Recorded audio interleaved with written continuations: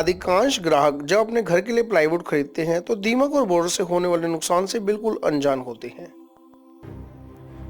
एक रानी दीमक हर दिन 30,000 अंडे देती है। 30,000 प्रतिदिन के हिसाब से 1,09,50,000 प्रति वर्ष अंडे देती है। क्या आप जानते हैं दीमक 24 घंटे लकड़ी को भोजन के रूप में खाती है? अधिकांश ग्राहक पानी और सीलन की समस्या से भी अनजान होते हैं। पानी सीलन से प्लाईवुड को जो नुकसान होता है वह तो है ही, साथ ही मेरे कारपेंटर भाई जो उस पर कार्य करते हैं वह प्लाईवुड में डलने वाले फिनोल जैसे खतरनाक केमिकल से भी अनजान होते हैं, जिसका नतीजा यह होता है कि जब वह प्लाईवुड का इस्तेमाल करते हैं तो उनकी आंखों में जलन, हाथों में चुभन, नाक में चढ़ने वाली असहनीय दुर्गंध को वह ना चाहते हुए भी मजबूरी में सहन करते हैं, जो उन्हें जाने अनजाने कैंसर जैसी खतरनाक बीमारी तक पहुंचा देते हैं। तो इसका विकल्प क्या है? इसका विकल्प हम आपको बताते हैं। Ecoste wood polymer composite boards, recyclable, green product, fire retardant, 100% termite proof, life time guarantee, water proof. जी हाँ, Ecoste wood polymer composite.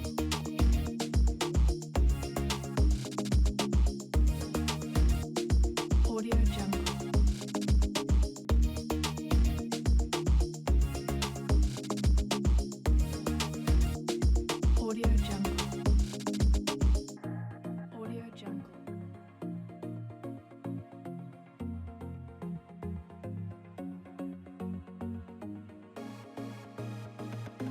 Audio Jungle.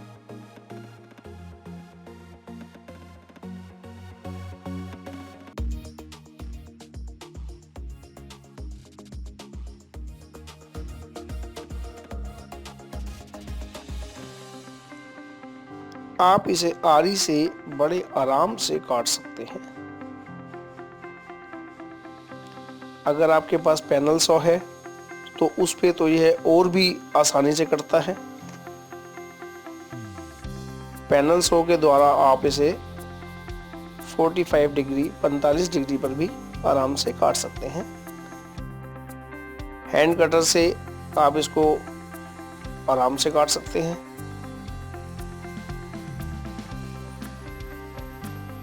Hand router से आप इसके यू ग्रूव या वी ग्रूव आराम से काट सकते हैं।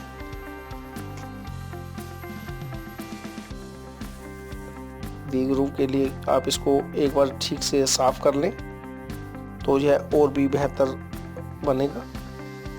हैंड राउटर से आप इसके कॉर्नर्स को राउंड कर सकते हैं।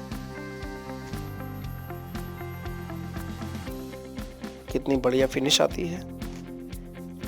रंधा आप इस पे आराम से लगा सकते हैं।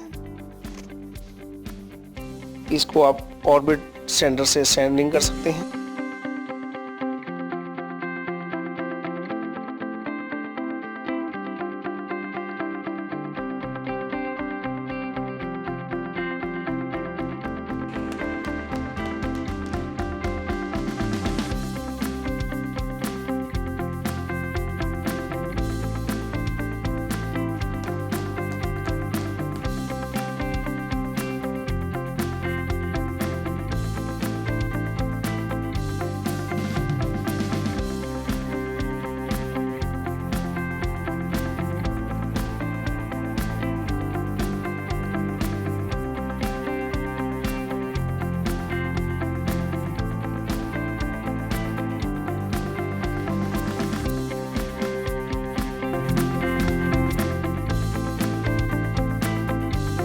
अगर आपने दो बोर्डों को आपस में चिपकाना है तो उसके लिए हमारा सॉल्वेंट सीमेंट है।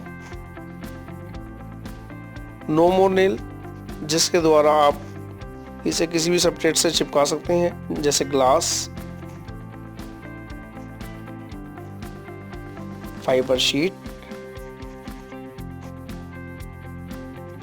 एमएस या ग्रेनाइट पत्थर, टाइल्स, HPL या फंडरमैक्स या brick wall, rough brick wall, उस पे भी आप इसको आराम से लगा सकते हैं।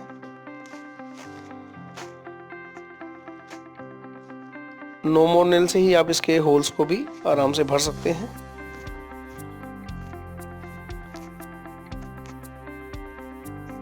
अगर आपको इसको साफ़ करना है तो उसके लिए आपको तारपीन तेल का इस्तेमाल करना होगा। तारपीन के तेल से आप इसको अच्छी तरह से चमका सकते हैं। थिनर का इस्तेमाल इस पर बिल्कुल ना करें। अगर थिनर का इस्तेमाल करेंगे तो इसके ऊपर इसकी शाइनिंग जो है वो चली जाएगी। आप इसके ऊपर कोई भी किसी भी तरह का कलर कर सकते हैं। कलर करने के लिए सबसे पहले इसके कॉर्नर्स को आप पुट्टी भर लें। कुछ देर इसको सूखने के लिए छोड़ दें। सूखने के बाद इसके कॉर्नर्स को आप ऑर्बिट सैंडर से इसकी सैंडिंग करें, सरफेस की भी और कॉर्नर्स की भी। उसको कपड़े से साफ करके अब आप इसके पहले एजेस के ऊपर स्टार्ट करें। एजेस के ऊपर आप बेस कोट लगाएं, उसके सरफेस पे बेस कोट लगाएं। उसके सूखने के कुछ देर के बाद आप इसके ऊपर टॉप कोट लगाएं। टॉप कोट को भी पहले आप किनारी से ही स्टार्ट करें तो ज़्यादा बेटर है। जब यह सूख जाए तो सैंडिंग करके आप इसके ऊपर बफिंग कर सकते हैं, जिससे ये हाई ग्लॉस हो जाएगा।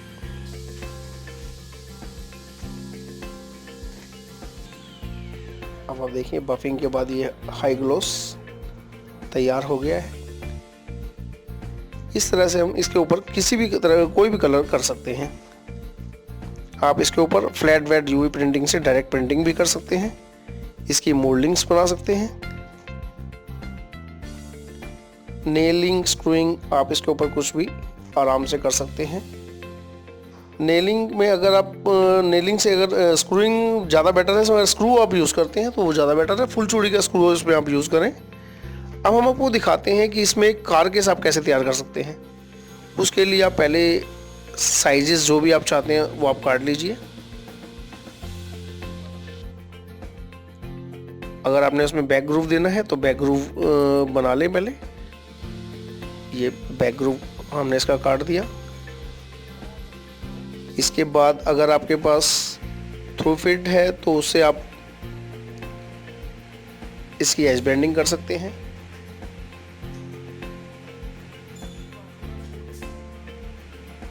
सभी कॉर्नर्स को इस तरह आप एज बेंडिंग कर सकते हैं। ये कितनी बढ़िया एज बेंडिंग होती है। अगर आप हाथ से लगाना चाहते हैं तो आप हाथ से इस तरह उसकी किनारी और एज बेंडिंग टेप दोनों पे आपने हीटेक्स लगाया। सूखने के बाद इसको 5-7 मिनट के बाद ये आप इसके ऊपर चिपका देंगे। थोड़ा इसको आप दबा देंगे इस तरह से। फिर इसके जो फालतू जो आपके कॉर्नर्स हैं आप इसको काट लीजिए इस तरह। जैसे बचे हुए कॉर्नर से जो बाहर है उसको आप इस तरह साफ कर सकते हैं। उसके बाद अगर इस पर आप मल्टी बोरिंग करना चाहते हैं तो मल्टी बोरिंग इस तरह कर सकते हैं।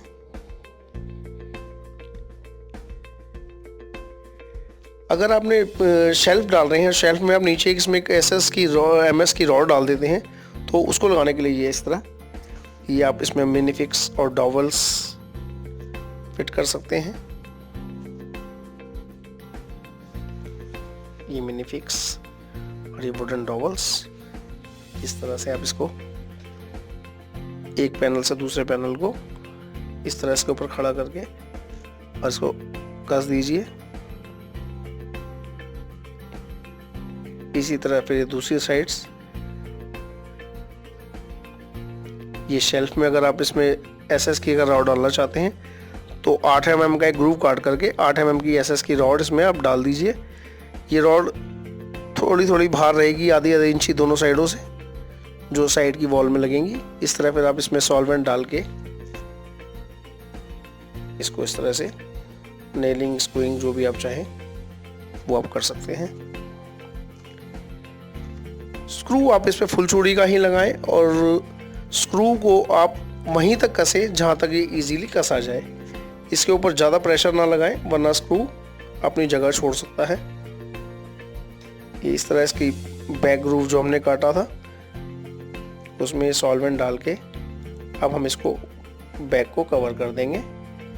फिर नेलिंग स्क्रूइंग जो भी आप चाहें वो इस पर आप कर सकते हैं।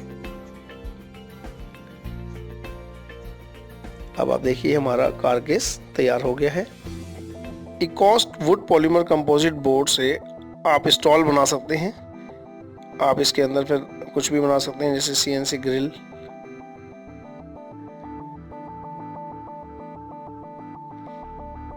वॉल पैनलिंग इस तरह से आप कर सकते हैं,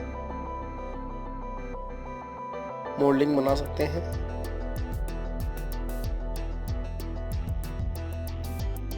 इस तरह से आप इसके बेड बना सकते हैं।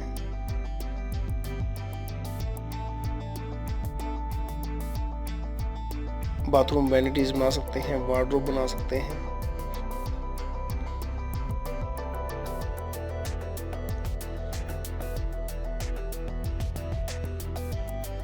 किचन कैबिनेट्स, कार केस आप इसके बना सकते हैं। इस तरह इसकी ड्रॉर्स बना सकते हैं। WPC के आप पैनल डोर बना सकते हैं। डोर फ्रेम WPC के हम बना रहे हैं। इस तरह आप इसको आपस में जोड़ के इसके हैंड रेल और ब्लेस्टर बना सकते हैं।